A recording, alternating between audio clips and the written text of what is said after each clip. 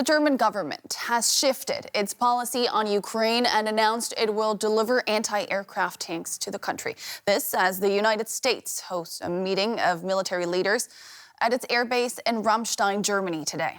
U.S. Defense Secretary Lloyd Austin called the gathering of ministers and military leaders from some 40 countries, many of them outside of NATO, to increase the flow of weaponry to Ukraine.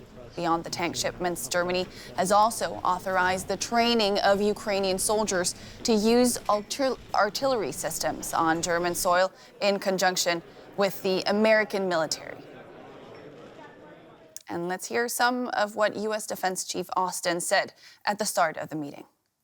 And we're here to help Ukraine win the fight against Russia's unjust invasion and to build up Ukraine's defenses for tomorrow's challenge. As you know, I came here after traveling to Kyiv with my friend, Secretary of State Blinken. We had a warm and candid and productive discussion with President Zelensky and his team about the support that we're providing and the capabilities that Ukraine needs and Ukraine's changing requirements as the battle shifts to the Donbass and to the south. Now, that visit only underscored my sense of urgency, an urgency that I know that we all share. So I'd like this whole group today to leave with a common and transparent understanding of Ukraine's near-term security requirements, because we're going to keep moving heaven and earth so that we can meet them. And that meeting is still underway and closed to the media. For more, I am joined now by DW political correspondent Benjamin Alvarez, who is near Ramstein Air Base. Benjamin, the U.S. Secretary of Defense is promising to move heaven and earth there to support Ukraine. What else stood out for you in the statement? That's right, and he put the emphasis not only on helping Ukraine win this war. He said that Ukraine believes that that the U.S. believes that Ukraine will win this war. Ukraine believes that as well, and so does everyone else here, referring to this delegation that is taking a part in this meeting. He put the emphasis not only on helping Ukraine win this war, but also on the long-term security assistance that all the U.S. and its allies want to keep providing. He said we will help Ukraine win this fight and build up Ukraine's defenses for tomorrow's challenges, referring to what he spoke to with Ukrainian President Zelensky when the U.S., both ministers, so Antony Blinken and Mr. Austin, visited the Ukrainian capital a few days ago. So 40 different nations are invited to take part in this conference. How significant is that?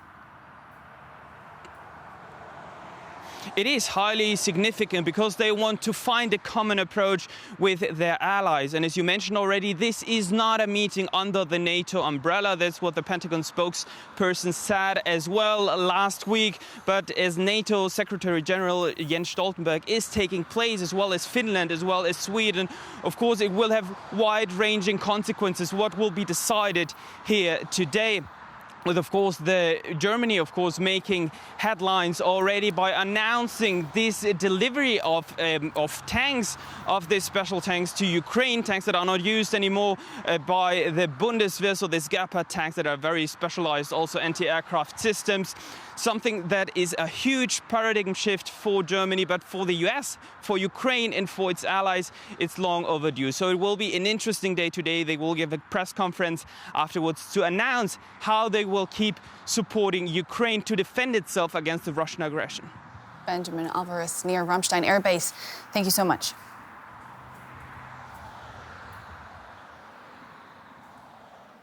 Let's now keep talking about this announcement from the German government and bring in Thomas Wiegold. He's a journalist specializing in international defense and security policy. Welcome, Mr. Wiegold. Tell us more about these anti-aircraft tanks that Germany will now send to Ukraine. How much of a difference can they make in the war, you think? Actually, they can make quite a difference. It's not tanks, technically speaking. It's short-range air defense systems. Well, it's an armored chassis, but still the main important point is an anti-aircraft cannon on those machines. And the German army has taken them out of use almost a decade ago, not because they were obsolete, but because at that time the Bundeswehr was scaling down and they had no use for it anymore. I think they regretted it meanwhile, because short-range air defense is much in demand everywhere now, and especially in Ukraine. So the Ukrainians can make use of it, of course, definitely, but this will also depend on how long it will take to train Ukrainians on those Gepard anti-aircraft cannons. They are not really sophisticated by today's standards, but they require a lot of training for the radar, for the electronics, and so on.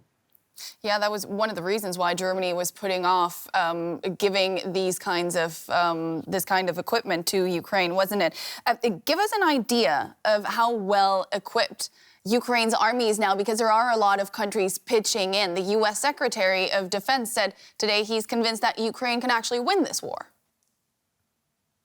Well, he has to say this, and this is psychology working at this point as well. If you look at the armament Ukraine has received from the West so far, this is more or less a light armament. It's anti-tank guided ammunition, German Panzerfaust, it's Stinger anti-aircraft systems, but light anti-aircraft systems. What Ukraine is lacking is heavy systems, main battle tanks, air defense, not only those light air defense, but heavier systems. And this is start to flow in, mostly old Soviet bloc weapons from the Czech Republic, from Slovakia, probably from Slovenia as well. This will go only so far because there's a limited amount of these old Soviet equipment available in those countries who were in the Eastern Bloc and now are part of NATO. So if NATO, not NATO, but if the West wants to continue supporting Ukraine, they have to think about starting training Ukrainians on Western systems to deliver Western systems as well. Now, the German government was very hesitant when it came to delivering heavy weapons to Ukraine. That garnered Olaf Scholz a lot of criticism here and abroad. How big of a U-turn is today's decision? Well, it's a U-turn. It's a new quality. However, it's again a decision which allows the government to convey the idea. It's not that new because it's not German stock. It's not coming from the German armed forces. It's coming for the industry. So technically, the German government is only approving the German industry selling those Gepards to Ukraine, which is completely different from the German army delivering equipment. That was journalist Thomas Wiegold. Thank you so much for those very interesting insights. You're welcome.